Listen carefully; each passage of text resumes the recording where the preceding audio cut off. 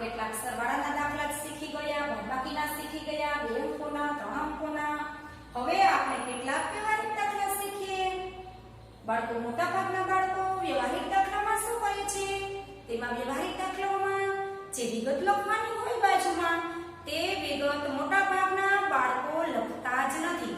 જ્યારે આવા દાખલા પરીક્ષામાં તમને પૂછે છે ત્યારે વિગત લખવી જરૂરી છે, નહીતર તમને અડધા માર્ક્સ તેના કપાઈ જાય. માટે વિગત લખવી જરૂરી છે. વ્યવહારિક દાખલા એટલે કે કેવા? તો કે વ્યવહારમાં જે ચાલતા હોય એવા દાખલા આપણે જોઈએ અને શીખીએ. તમે પણ મારી સાથે શીખવાનો પ્રયત્ન કરજો અને સમજવાનો પણ પ્રયત્ન કરજો. વ્યવહારિક દાખલામાં રકમ સમજવી ખૂબ જ જરૂરી છે. જો રકમ ના સમજાય તમને તો તમારો દાખલો ખોટો પણ પડી શકે છે. તો પ્રથમ આપણે રકમ સમજવાનો પ્રયત્ન કરીશું. એકવાર રકમ વાંચતા તમને ના સમજાય તો રકમ બે વખત વાંચવી, અને બે વખત વાંચતા જો રકમ ના સમજાય તો રકમ 3 વાર પણ વાંચવાની રહેશે. તો ચાલો બાળકો, દાખલા નંબર 1. એક ટોપલીમાં 184 કેરીઓ હતી. હવે એક ટોપલી હોય છે, તેમાં કેટલી કેરીઓ હતી? તો કે 184 કેરીઓ હતી. તેમાં બીજી 278 કેરીઓ નાખી. હવે ખાસ સમજો, એક ટોપલી હોય છે, એની અંદર કેરી હતી અને તેમાં બીજી કેટલી ઉમેરી? તો કે 278 કેરીઓ તેમાં નાખી એટલે કે હતી એમાં ઉમેરો થયો. તમારી પાસે જે વસ્તુ હોય, દાખલા તરીકે તમારી પાસે એક બાઉલ છે, તેમાં 5 કેરી છે અને હજી તમારા મમ્મી તમને 5 કેરી પાછી આપે તો તમારી પાસે કેટલી કેરી થાય? 10 કેરી થઈ જાય. તો શું કરવાનું? એનું સરવાળો કરવાનો હોય, એમાં સંખ્યાનો ઉમેરો કરવાનો. તો આ દાખલો પણ એવો જ છે.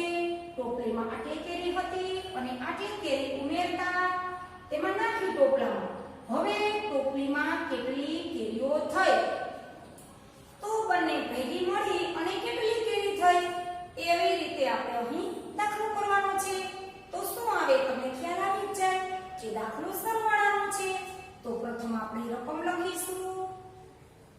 184 વત્તા 278. હવે 184 છે એ શું છે? તો કે 184 ટોપલીઓમાં કેરી. તો અહીં આપણે જે રકમ છે એમાંથી જ વિગત આપને મળી રહે છે. 184 કેરીઓ હતી. ટોપલીમાં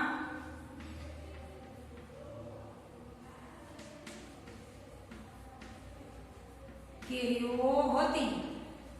184 કેરી ટોપલીમાં હતી અને 278 કેરીઓ નાખી. ટોપલીમાં કેરીઓ નાખી.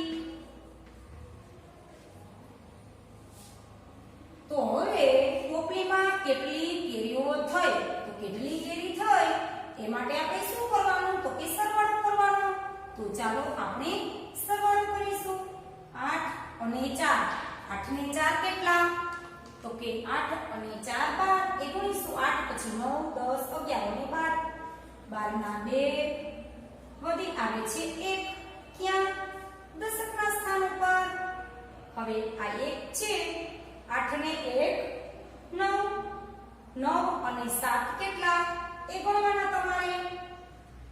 જો ગણવાની સરળતા તમારી ગમે એ રીતે મોટી સંખ્યા હોય, જ્યારે 8 છે 9 છે 7 છે તો તમે સરળતાથી નહીં ગણી શકો. તો એના માટે શું કરવાનું? આ 1 ને આ 7 સાથે ઉમેરતા કેટલા થાય? 8. તો આ 8 અને આ પણ 8. તો 8 ને 8 કેટલા? તો કે 16. 16 ના 6 વધી આવે છે 1. ક્યાં આવે છે? 16 ના સ્થાન પર. 1 ને 1 2 2 ને 2 4. આપણો જવાબ આવે છે 462. હવે ટોપલીમાં કેટલી કેરીઓ થઈ? 462 કેરીઓ થઈ. પછી અહીં વિગત લખીશું.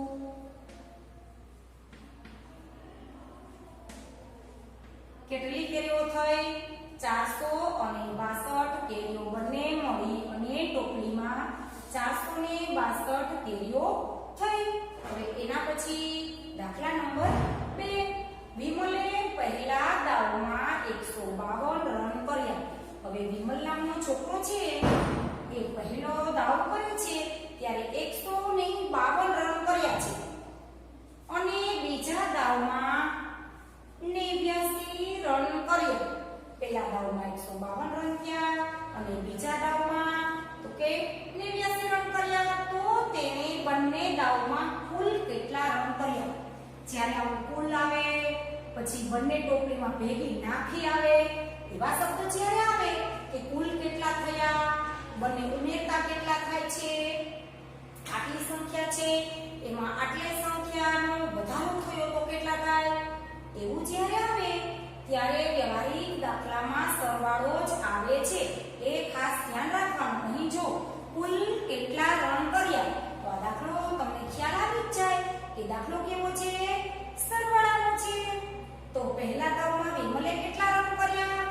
તો કે 152 પહેલા દાવમાં રન કર્યા.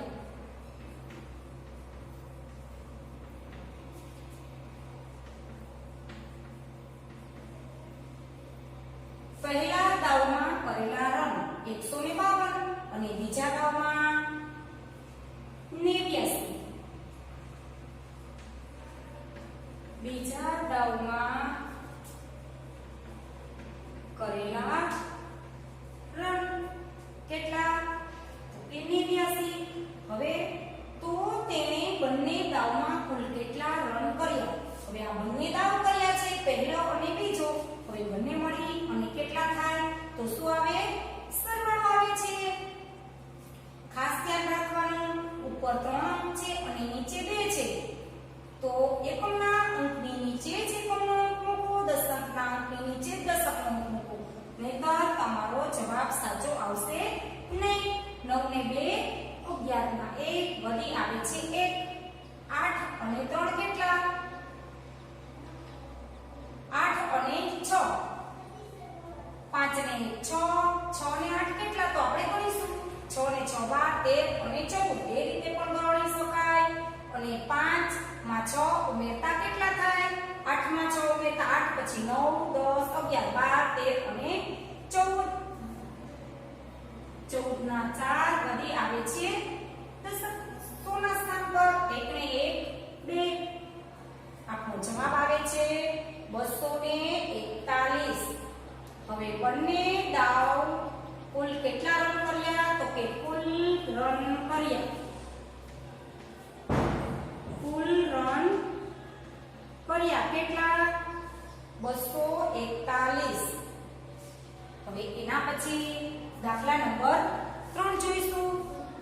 એક વખારમાં 395 નાળિયેર અને 206 અનાનસ છે.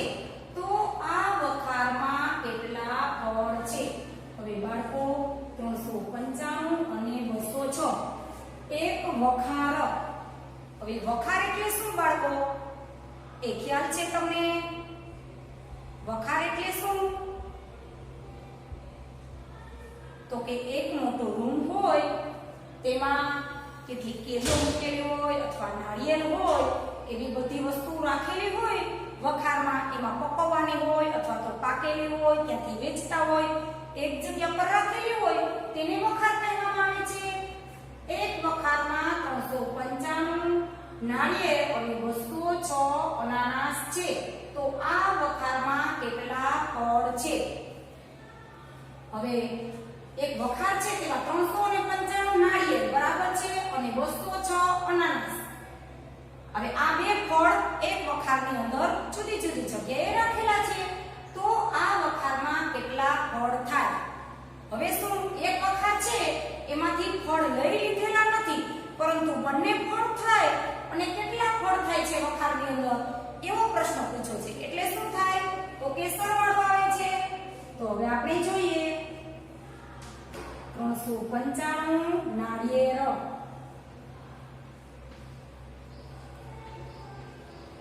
નાળિયેર ફળ અને 206 અનાનસ ફળ.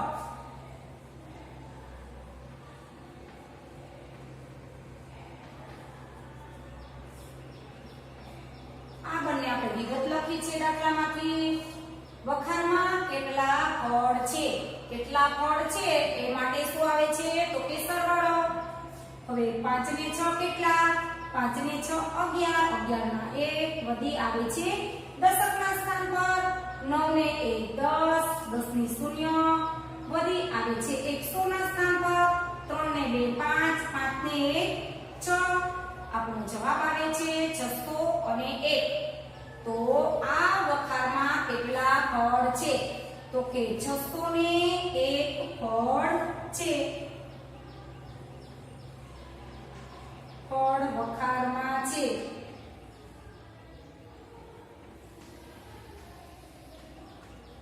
કેટલા ફળ વખારમાં છે તો કે 601 ફળ. હવે એના પછી વિજય પાસે રૂપિયા 209 હતા. હવે વિજય નામનો એક છોકરો છે, તેની પાસે 209 રૂપિયા હતા. કેટલા? 209. સીમાએ તેને 409 આપ્યા. 409 રૂપિયા સીમા નામની છોકરી છે એણે વિજયને આપ્યા. હવે જે રૂપિયા વિજય પાસે હતા તેમાં કોઈ વ્યક્તિ તેને રૂપિયા આપે તો શું થાય? રૂપિયાનો વધારો થાય છે ને. તો શું આવે? આટલી રકમ તમે સમજી લો કે હતા રૂપિયા અને સીમાએ 409 આપ્યા. હવે વિજય પાસે કેટલા રૂપિયા થયા? તો દાખલામાં શું આવે?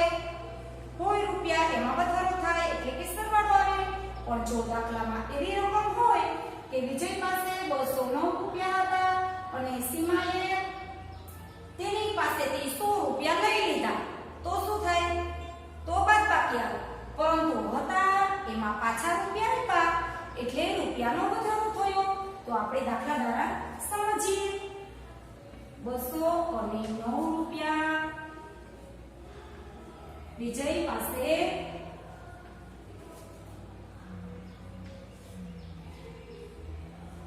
હતા.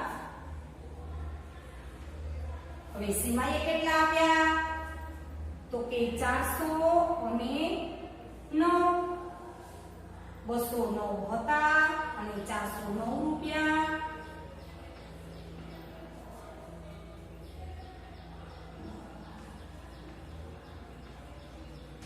સીમાએ આપ્યા. હવે આપ્યા છે માટે શું થાય તો કે સરવાળો. હવે એ પણ ખાસ ધ્યાન રાખવાનું, કઈ 209 હોય તો તમારે 209 જ લખવાના. જો તમારાથી ભૂલથી 8 થઈ જાય તો આપણો આખો દાખલો ખોટો પડે અને જવાબ પણ ખોટો આવે. માટે ખાસ રકમ પણ બે વખત જોઈ લેવાની રહેશે. 9 અને 9 18 ના 8 વધી આવે છે 1. હવે આ બંને શૂન્ય છે માટે વધી જે ઉપર છે એનું શું કરવાનું છે? વધીને જ નીચે મૂકવાની છે. 4 અને 2 6 માટે જવાબ આવે છે 209 માં 409 ઉમેરતા 618. હવે વિજય પાસે કેટલા રૂપિયા થયા તો કે વિજય પાસે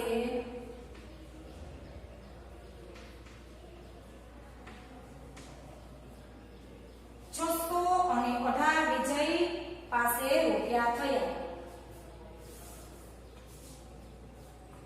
પ્રથમ રૂપિયા લખીશું. 618 રૂપિયા વિજય પાસે થયા. અહીંયા પ્રશ્નાર્થ છે. કોઈ પણ તમે કોઈને પ્રશ્ન પૂછતા હો તો પ્રશ્નાર્થ મૂકવાનો અને જ્યારે એનો જવાબ આપી દઈએ એટલે કે પૂર્ણ વિરામ, આપણે એનો જવાબ આપી દીધો છે. 618 રૂપિયા વિજય પાસે થયા. આવી રીતે કોઈ પણ દાખલા વ્યવહારિક હોય તો તમે સરળતાથી ગણી શકો, પણ તેની રકમ તમારે સમજવી ખૂબ જ જરૂરી છે. જે રીતે આપણે સરવાળાના દાખલા કર્યા એવી જ રીતે આપણે આગળના લેક્ચરમાં બાદબાકીના દાખલા પણ શીખીશું. ત્યાં સુધી આવજો. જય મહાદેવ.